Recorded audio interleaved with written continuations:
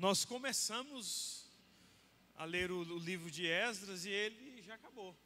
Termina hoje. Se você tem acompanhado a leitura, hoje nós terminamos com o capítulo de número 10.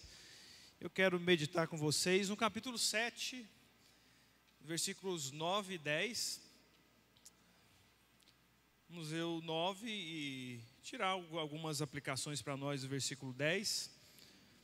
Esdras capítulo 7, versículos 9 e 10.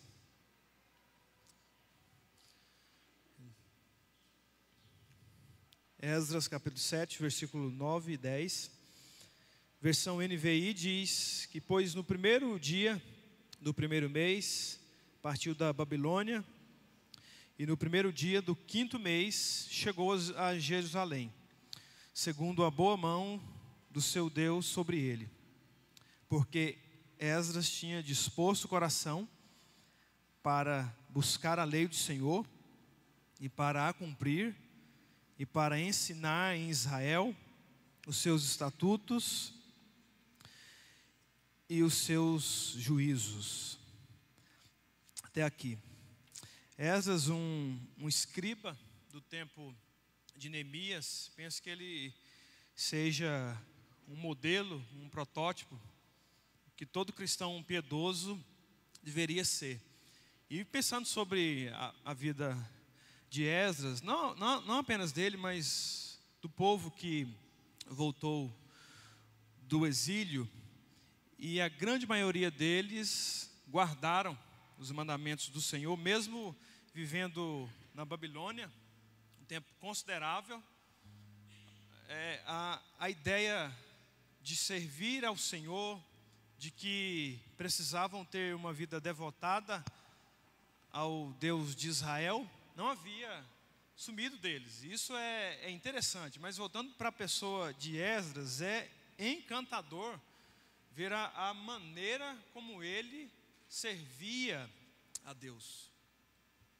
Precisa nos levar, no mínimo, a pensar como esse homem, vindo de uma cultura totalmente sem Deus, não apenas sem Deus, mas que servia a outros deuses, e esse homem tinha inteira clareza no seu coração de que para que toda a estrutura de adoração, de restauração, não apenas do muro e futuramente do templo, mas restauração de como o povo deveria voltar a adorar, a servir, a restauração espiritual. Ele entendia muito bem, e para que isso tudo acontecesse, ele precisava cumprir algumas coisas aqui. E o versículo 10 é fantástico.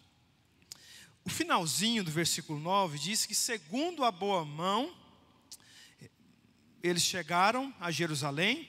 Quem? O povo, ele chegou, Esdras, segundo a boa mão do seu Deus sobre ele. Aí o versículo 10 diz que porque Esdras tinha disposto o coração. Então, ele buscou a lei do Senhor aqui. Não há nada mais enobrecedor de que você estar disposto a buscar a lei do Senhor. Interessante que sempre quando você se dispuser a buscar o Senhor, Ele estará ao seu dispor.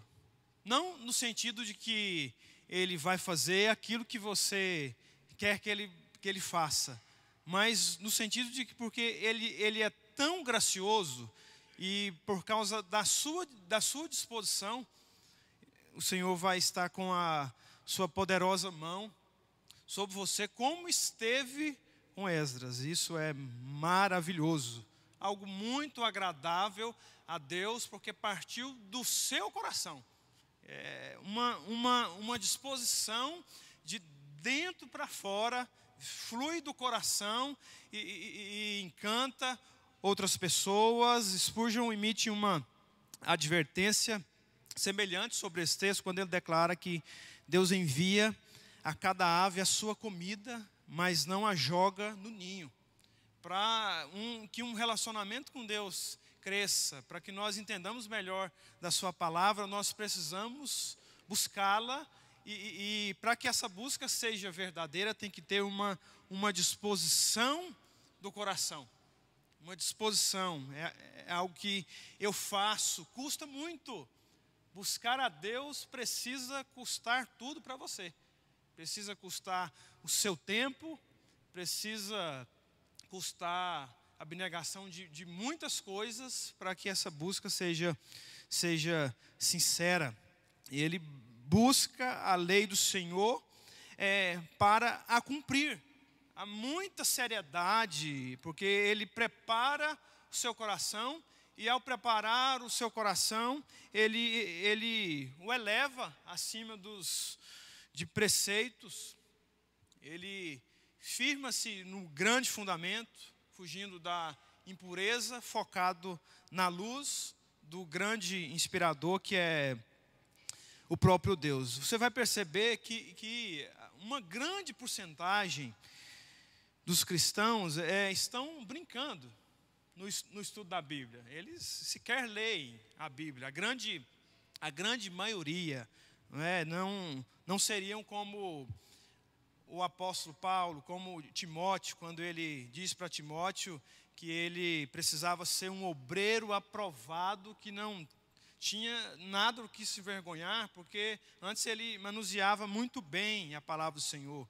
Então muitos estão aquém, estão abaixo, deixando a desejar, porque não buscam, não estudam a Bíblia para a cumprir e para a praticar. Então, quando Esdras busca, quando o seu objetivo é a prática, na verdade, ele reduz todo o seu conhecimento à prática. Ele preparou o seu coração para aplicar tudo aquilo que ele aprendia, tudo aquilo que ele estudava. Então, glorioso exemplo aqui. Então, sua vida era justa e sua influência, consequentemente, você pode ver, era muito grande em relação à sua sabedoria, seu conhecimento para com Deus, e todos reconheceram. Não à toa, o texto bíblico vai dizer isso aqui sobre ele, que tinha disposto o coração para buscar a lei do Senhor, para cumprir, para ensinar em Israel. E por último, ele ensinou. Nós só podemos dar aquilo que nós temos. Você já deve ter ouvido isso. Então, se você não estuda, não busca, Deus não vai te usar para ensinar. Porque você não tem nada para passar, não é mesmo?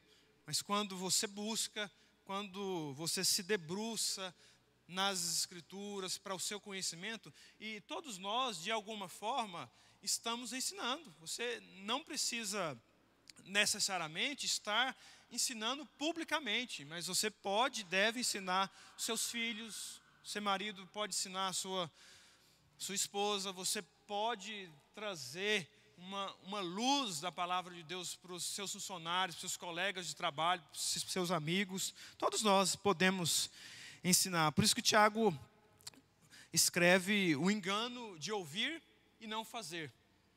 E ele fala sobre a bênção de ver e fazer. Interessante isso.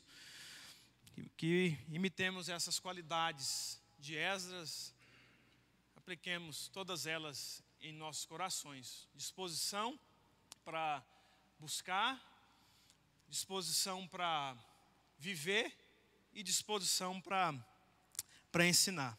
Vamos ficar de pé?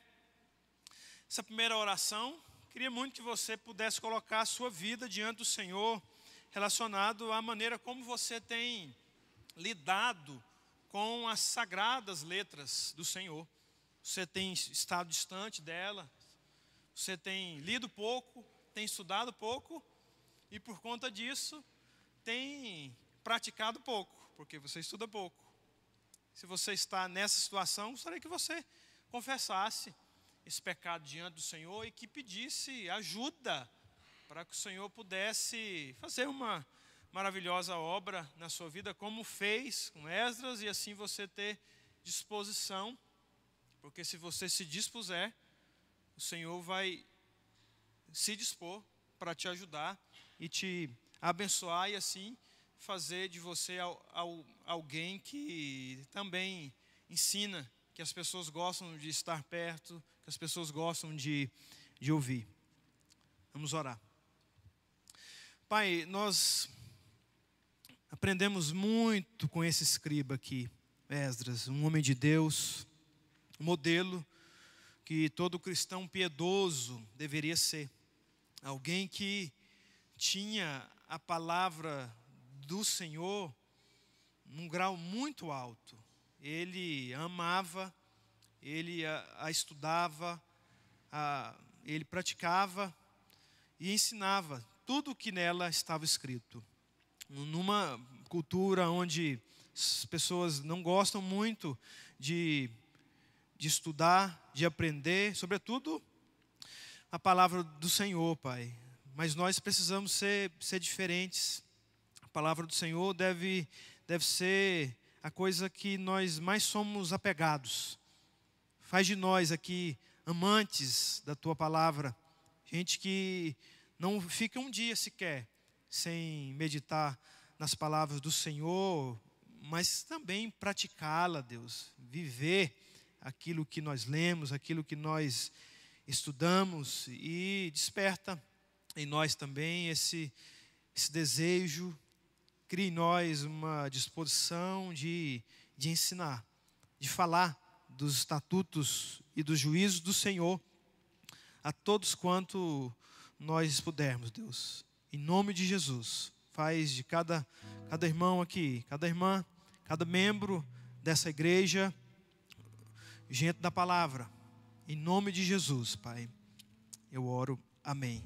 Nós também queremos orar por alguns irmãos aqui. Oramos pela Dona Altina, tia da irmã Eunita, que começará novas sessões de quimioterapia. Pedimos a graça do Senhor sobre sua vida, em nome de Jesus. Nos lembramos do Luiz, da Elaine, pede pela sua mãe, Joana, que o câncer retornou depois de 4 anos, no fígado, na coluna e no fêmur. Senhor, tenha misericórdia, ela é uma serva do Senhor. Nossa oração, nosso desejo é para que ela seja curada, restaurada, mas entendemos que a vontade do Senhor é soberana, que os caminhos do Senhor não são os nossos, que os pensamentos do Senhor não são os nossos. Enquanto tudo acontece, que o Senhor esteja com a família, seja com o marido, com os filhos, com todos os familiares, em nome de Jesus. Continuamos a orar pela Elisa, neta do pastor Luiz César. Sabemos o que ela tem, e agora, no momento em que ela está de mudança com os pais para o Japão, que o Senhor dê uma orientação muito clara para eles, Deus, para que ela tenha a sua saúde restabelecida, em nome de Jesus. Continuamos a orar pelo pastor Tiago, ali no sul do país. Esteja com a saúde do seu servo, Pai. Restaura ele para a Tua glória. Abençoe sua família, seus filhinhos, a igreja que ele pastoreia, em nome de Jesus. Nos lembramos da Adriene, sobrinha do Paulo Moreira, foi diagnosticada com lúpus. Visite essa jovem mulher com a Tua graça, com a cura do Senhor, que ela entenda os propósitos do Senhor em tudo. Guarde a família, Pai, em nome de Jesus. Oramos pela Manuela, netinha do Azor, que esteve na Unimed com crise convulsiva. Proteja essa criança, Deus, tão novinha. Seja com os pais, levando paz, alegria.